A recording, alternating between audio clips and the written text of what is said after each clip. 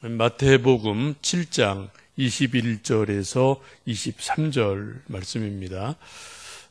마태복음 7장 21절에서 23절 말씀 함께 합독하십니다. 나더러 주여 주여 하는 자마다 다 천국에 들어갈 것이 아니요 다만 하늘에 계신 내 아버지의 뜻대로 행하는 자라야 들어가리라. 그날에 많은 사람이 나더러 이르되 주여 주여 우리가 주의 이름으로 선지자 노릇하며 주의 이름으로 귀신을 쫓아내며 주의 이름으로 많은 권능을 행하지 아니하였나이까 하리니 그때 내가 그들에게 밝히 말하되 내가 너희를 도무지 알지 못하니 불법을 행하는 자들아 내게서 떠나가라 하리라. 아멘. 우리 한국교회 역사를 해방 이후의 역사를 잠깐 돌아보면 수많은 훌륭한 지도자들이 참 많이 계셨습니다.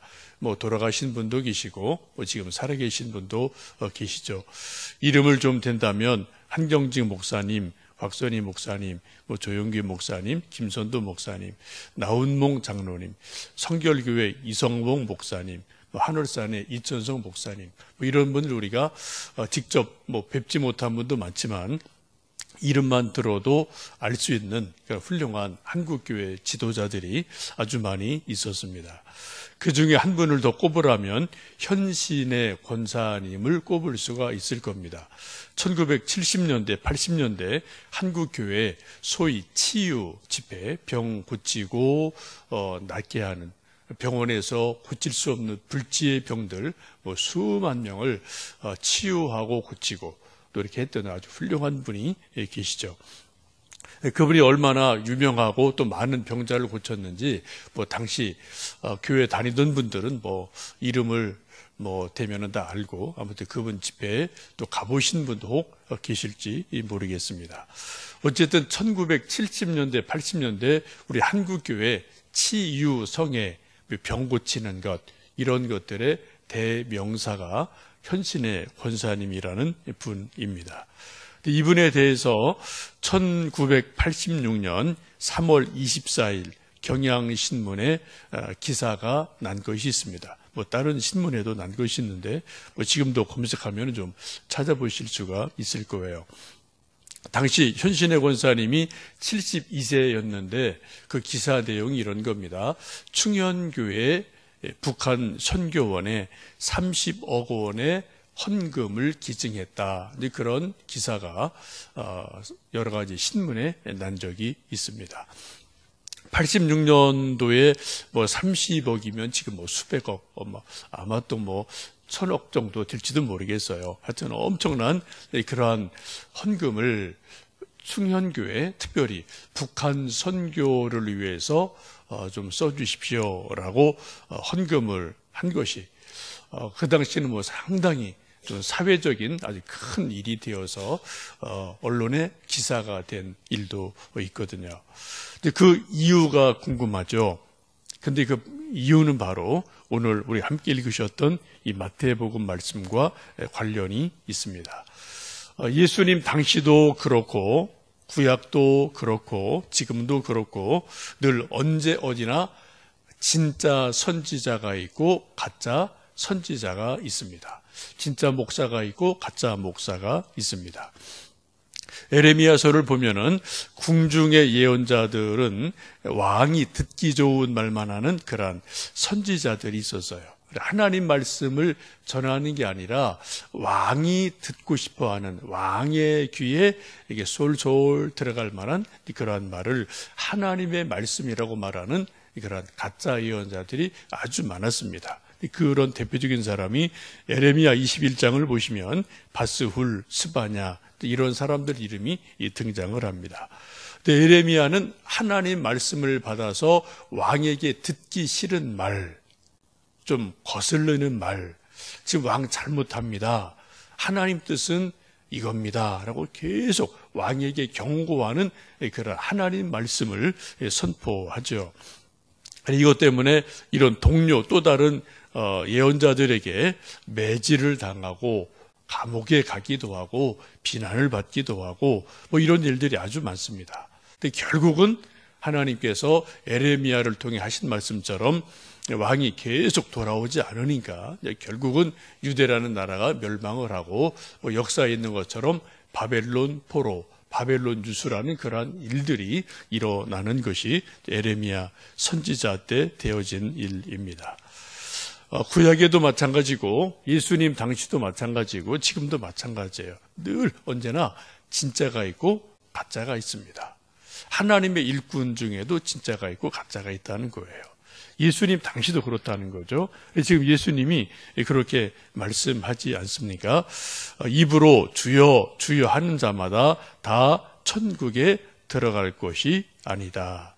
하늘에 계신 아버지의 뜻대로 행하는 자라야 천국에 들어갈 수 있다라고 말씀하고 있습니다. 예수님 당시도 이런 일이 있었다는 거죠. 이런 사람들이 있었다는 거죠.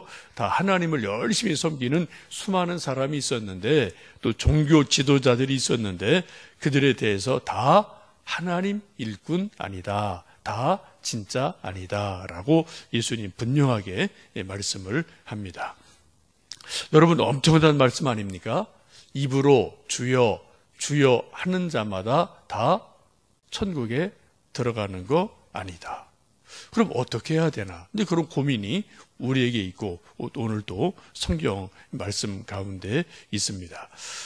심지어 22절, 23절 말씀을 보시면 그날에 많은 사람이 나더러 이르되 주여 주여 우리가 주의 이름으로 선지자 노릇하며 주의 이름으로 귀신을 쫓아내며 주의 이름으로 많은 권능을 행하지 아니하였나이까? 라고 말하는 사람도 있다는 거예요.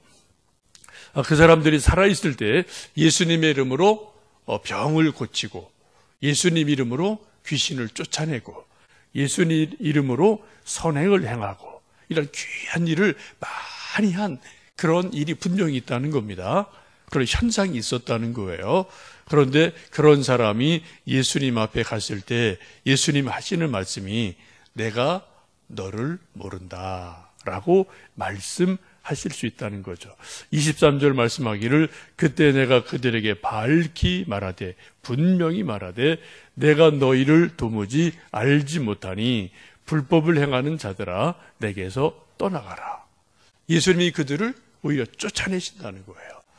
예수님 이름으로 기적을 베풀고 예수님 이름으로 병자를 고치고 예수님 이름으로 선한 일을 했는데 예수님이 수고했다, 착하고 신실한 종이다 라고 칭찬하시는 게 아니라 내가 너를 도무지 모르겠다, 나가라 라고 예수님이 쫓아내신다는 겁니다.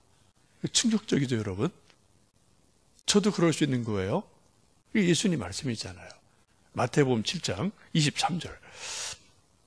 1980년대 그 엄청난 기적과 치유를 베풀던 현신의 권사님이 어느 날 신비 체험을 하면서 천국에 가게 됩니다.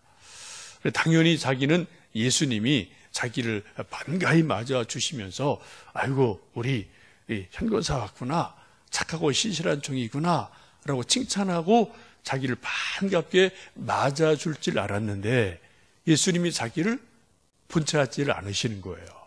그래서 섭섭하죠, 당연히. 그래서 예수님 저 현신해요. 그랬더니 뭐 들으지도 안 하시는 거예요.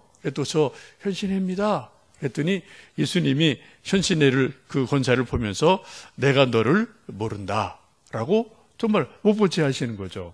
너무 섭섭해서 제가 예수님 이름으로 얼마나 많은 일을 하고 얼마나 많은 병자를 고치고 얼마나 많은 좋은 일을 했습니까? 저를 모르시다니요. 섭섭합니다.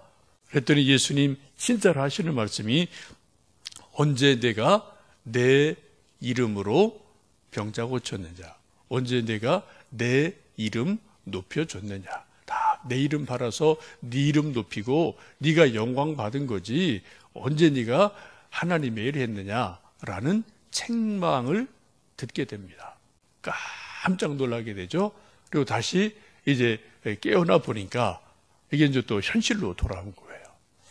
그래서 이제 충격을 받고 회개를 하고 자기의 신앙이 진짜인지 가짜인지를 돌아보게 되고, 이게 지금 자기가 하나님의 이름으로 많은 선한 일을 했지만 사실 깊이 마음을 보니까 하나님 일하지만 실상은 자기 이름 높이고 자기가 영광하고 자기가 칭찬받아야 되고 뭐 이런 일들이 있음을 깨닫게 되고 통해 자복하고 정말 하나님 이름을 높이는 귀한 일을 하게 됩니다.